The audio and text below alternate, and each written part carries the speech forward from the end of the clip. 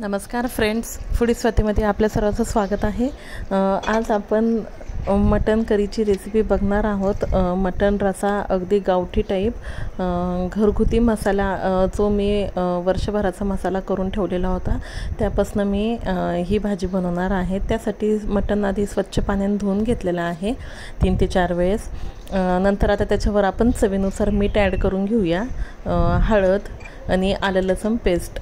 मीठ थोडं जास्त प्रमाणात घातलं तरी चालेल, जेणे की आपण सूप साठी जे पाणी काढत आहात त्याला जर मीठ असलं तर अगदी छान चव येते आणि मुलं अगदी आवडीने पितात।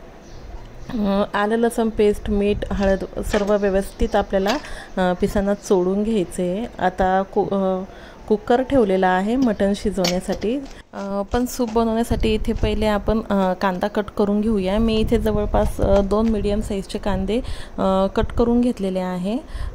कांद्याचं प्रमाण छान असल्यावर सूप अगदी घट्टसर होतं आणि चव देखील खूप छान लागते।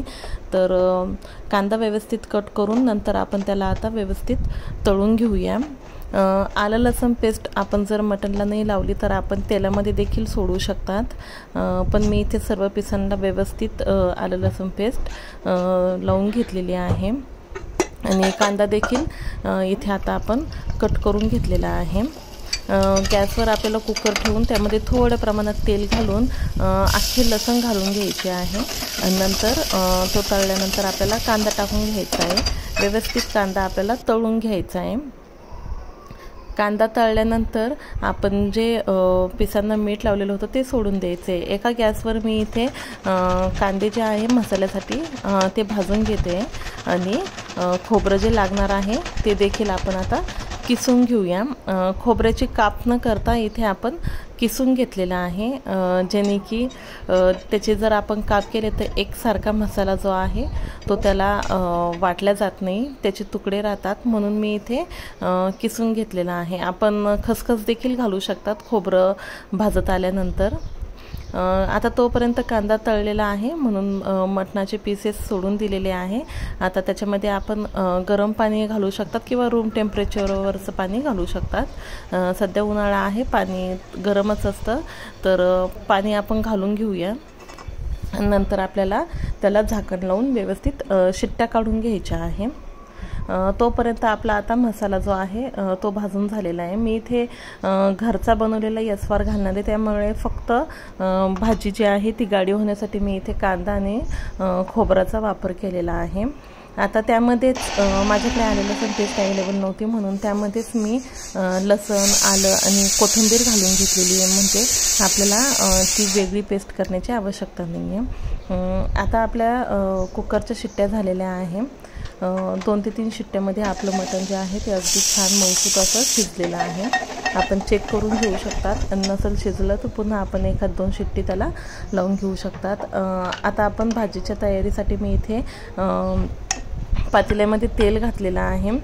तेल नेहमीपेक्षा थोडं जास्त घातलं की छान तरी येते आपल्या ह्या भाजीला। तेल घातल्यानंतर त्यामध्ये आपल्याला चवीनुसार तिखट घालायचं आहे आणि तिखट घातल्यानंतर जो आपण मसाला मिक्सरमध्ये फिरवून घेतला होता तो घालायचा आहे। आता हे जे मी यस्वार बनवलेला होता तो मसाला मी इथे 3 चम्मच घातलेला आहे।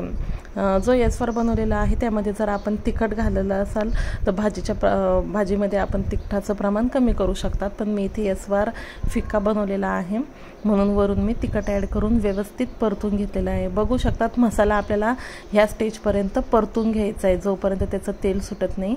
तेल सुटून व्यवस्थित वर त्याचं तरी आली तेव्हा आपल्याला जे मटण शिजलेलं आहे ते त्यामध्ये सोडून द्यायचं आहे आणि चवीनुसार आपल्या आवश्यकतेनुसार पाणी ॲड करून आणि मिठाचं प्रमाण बघून चवीनुसार मीठ ॲड करून घ्यायचं आहे। नंतर वरून फ्रेश कोथिंबीर आपल्याला धुवून आणि कट करून घालायची आहे।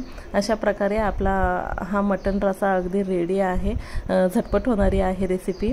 आपल्याला जर माझी ही रेसिपी आवडली असेल तर माझ्या चॅनलला सबस्क्राईब करा, लाईक करा, कमेंट करा, शेअर करा आणि बेल आयकॉनवर क्लिक करा, जेणे की अशाच नवनवीन रेसिपीजचे व्हिडिओज अपलोड झाल्यावर आपल्याला लगेच त्याचं नोटिफिकेशन मिळेल।